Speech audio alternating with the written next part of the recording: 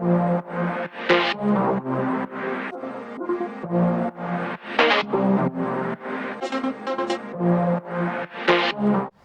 North Carolina football fans, we are back once again. My name's Taylor Vaden, and this is my brother Danny Webster. This is the pregame prediction, and listen, we already got action. We're back at Sasser Field once again. It's another night of amazing high school football. That Coastal 5A, 6A conference is something serious, baby. That's right. We've got some action going on tonight, and a couple good games last week. A couple matchups we saw.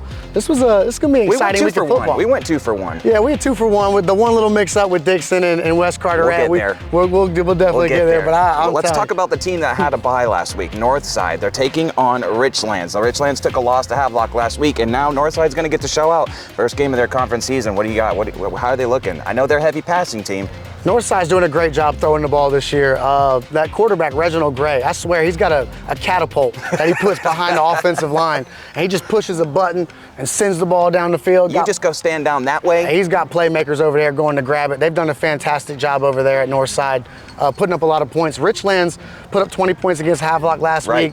Tyler Cloutre did a great job, all-purpose player, does it all for them, receiving, running, return game, and D. Benedetto, the quarterback over there, great job scrapping around and finding holes in the defense. So looking to see a matchup, but I'm going to have to take Northside. Taking Northside? I'm going to have to take Northside, and I'll tell you why. That passing game right there, I've seen too many big plays happen against Richlands this year. And when you're throwing the ball deep, making plays. Northside also has my man Gavin Davis. Look, another weapon. He's got 5 touchdowns on the year. He's got multiple returns for touchdowns on the year. So So you just get the ball in his hands and he's making plays. Doesn't matter if it's passing, running, throwing. He catches a kick. You get it in his hands and he's scoring. Reginald and Gavin teaming up together. Just be aware, and you know the ball's going to be flying in the air. It's something serious. So who you got? Northside, Richlands? Northside, baby. I'm going to take Northside for the big win. All right, first conference game of the year for them. He's taking Northside. Let's keep it rocking, baby. Listen, we're getting into West Carteret now. Dude, I think they might have listened to our first episode, bro, because we were talking a lot about Josh Bauman, but I think somebody on that team was like, hold on. Don't forget about me. That's going to be Tanner Payne. Tanner, look, if you're watching, brother, I see you, okay? I see you, big dog, I see you. Joshua Bauman last week, he's been playing great. There's not enough room on this paper for the numbers. And look, you can't see. Josh still put up 5 touchdowns last week, 3 rushing and 2 receiving. But I want to talk about Tanner. Tanner put up 406 yards throwing the football with 7 total touchdowns. 5 in the air, 2 on the ground. He accumulated over 450 total yards for the offense.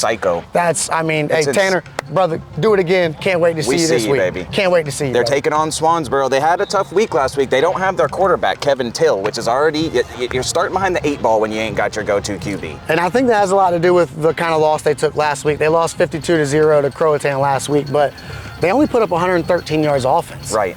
And we talked about Carmelo Beasley. He had 87 of those yards, but not having your starting quarterback, especially who's a senior, leading the team, especially when you play a team like Croatan, that does a lot to you. So we don't know if Kevin Till's going to get to play this week, but definitely looking to see a little bit more action from Swansboro as they go up against West. Okay, so West Carteret coming with huge numbers after last week. Swansboro kind of tough without their QB. Who are you taking, West Carteret, Swansboro? Yeah, you have to take West Carteret on this one. Last week, West Carteret puts up crazy 67 points. We ate our words. We had to eat our words. Look, I'll eat them. I'll eat them. 67 points. They went crazy. On the other side, Swansboro gave up over 600 yards. Right. So on the defensive side, Swansboro gave up over 600. West Carteret went insane on offense. I don't really even see that one being close. West Carteret walks away with it. Okay, man, you got it. West Carteret it is. Before we rock into Havelock Croatan, though, I want to mention we did eat our words about Dixon, but there was some big numbers in that game for that team as well. J.J. Goulat still did do his thing. He did his thing. We talked about J.J. Goulat. He did a fantastic, look, 371 yards with 5 touchdowns. So he got more than his average already. Look, they only threw, I think, 1 pass the whole game, and he threw it too.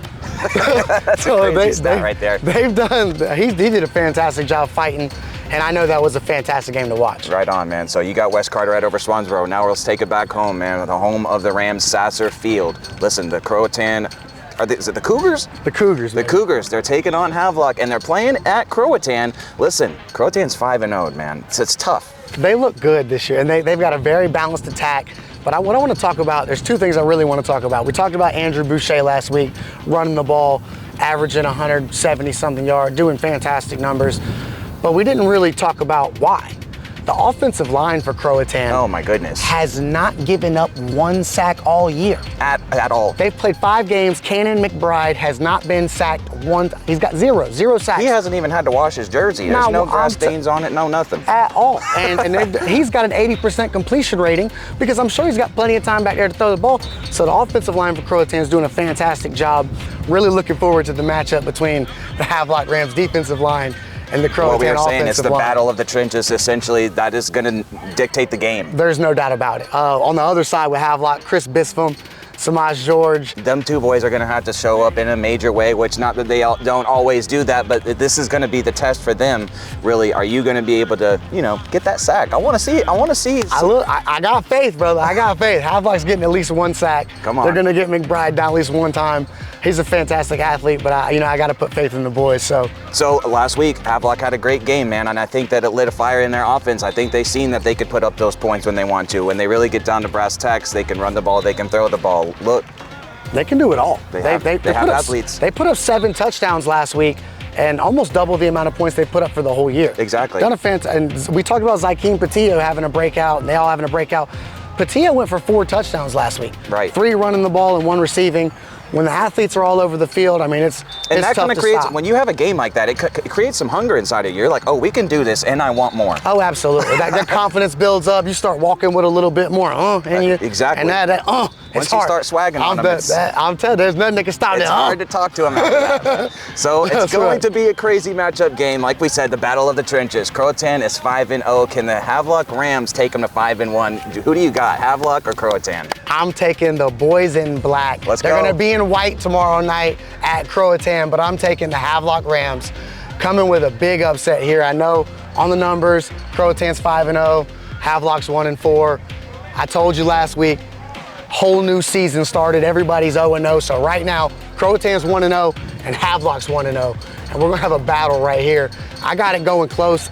I'm gonna say. Are you gonna drop a score prediction? I'm gonna drop a score right here. I got 42-40. Okay. I think these boys put some points on the board. A couple turnovers turn into some points. But I think ultimately the defensive line for Havelock makes 1 too many plays and creates some kind of disadvantage for Croatan, and I think that ultimately wins them the game. That's absolutely correct. I couldn't agree more, man. Well, there you have it, man. My name's Taylor Vaden, hanging out with my partner, Danny Webster. This has been the pregame prediction, and you already know.